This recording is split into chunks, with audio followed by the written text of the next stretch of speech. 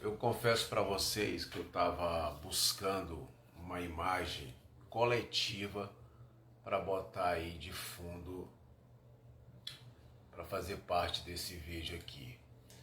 Mas eu não poderia jamais deixar de homenagear aquela que foi a maior jogadora da seleção brasileira de toda a história do futebol, logicamente do futebol feminino. E ontem essa história ela foi tipo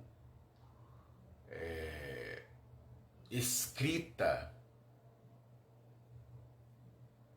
tendo o seu capítulo, praticamente o seu capítulo final, de forma espetacular. Acho que não poderia ter sido melhor do que ontem para encerrar a participação da Marta pela nossa seleção brasileira de futebol feminino.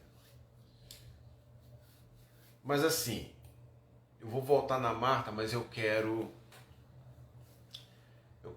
fazer também outras duas observações referente ao jogo. A primeira que eu acredito é que o futebol do Brasil feminino no continente sul-americano,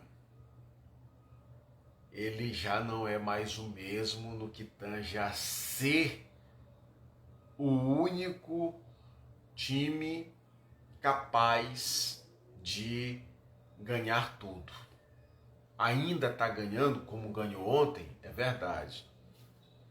Mas por outro lado, a Colômbia fez frente à nossa seleção. A Colômbia valorizou demais. O Brasil teve que correr muito, mas muito, para superar todas as adversidades que nós podemos imaginar no jogo de ontem. Claro que o jogo de ontem foi um jogo atípico, foi um jogo anormal. Claro que foi. Mas serviu justamente para mostrar que a seleção brasileira feminina, ela tem condições, ela teve condições de se sobressair diante de todas as adversidades e dificuldades colocadas a ela. Porque eu vou te falar mesmo bem aqui uma coisa. Eu particularmente já tinha dado, quando o Brasil pega o terceiro gol, naquele contra-ataque mortal da Colômbia, eu disse, pronto, agora sim, né? Agora já foi, agora já deu, e o Brasil então perde a sua primeira Copa América, acredito eu, né? E a Colômbia então ganharia a sua primeira. Então, esse é um aspecto que eu considero, que eu vejo, tá? Que eu tenho em mente. O outro aspecto é que para o futebol sul-americano, futebol feminino sul-americano, mesmo estando muito longe do futebol feminino europeu e americano, e aí a gente vai ter que, para justificar isso, a gente teria que entrar no aspecto do investimento, principalmente,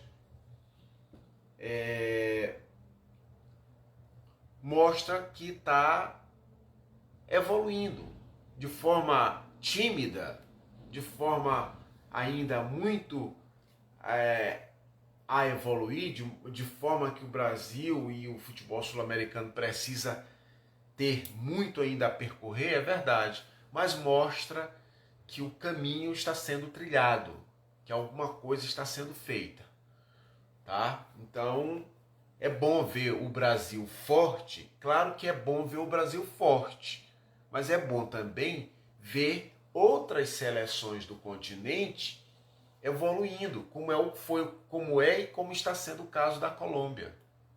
Entendeu? É interessante. Lógico que é fundamental. Porque, como eu sempre digo, não adianta eu apenas ser forte se os meus adversários também não são fortes. Porque senão vai ficar uma coisa desequilibrada e eu vou perder parâmetros de competitividade. E aí quando eu for jogar lá fora, que é principalmente com as seleções europeias e a americana, e algumas asiáticas, como é o caso da China e por aí vai, do Japão, eu não vou conseguir competir de igual para igual, porque aqui no meu continente eu não tenho parâmetro, eu não consigo competir de igual para igual. Por quê? Porque as minhas adversárias são muito abaixo, são muito, vamos dizer assim, aquém daquelas seleções as quais eu vou jogar em uma Olimpíada, em uma Copa do Mundo. E falando em Copa do Mundo, a gente vai ter a nossa próxima aqui no Brasil, né? Muito bem, tá? Muito bem. Mas vamos voltar aqui na Marta. Vamos voltar aqui na Marta.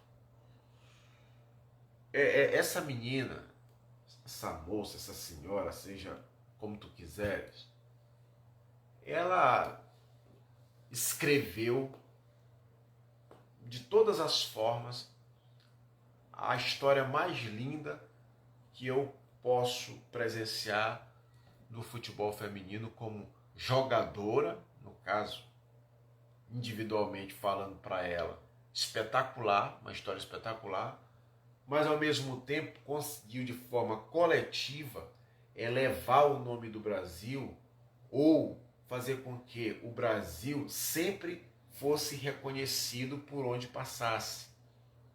Seja porque vai jogar com a seleção da Marta, por 5 ou 6 vezes a melhor jogadora do mundo, ou seja porque é o Brasil e merece o respeito independente de ter a Marta.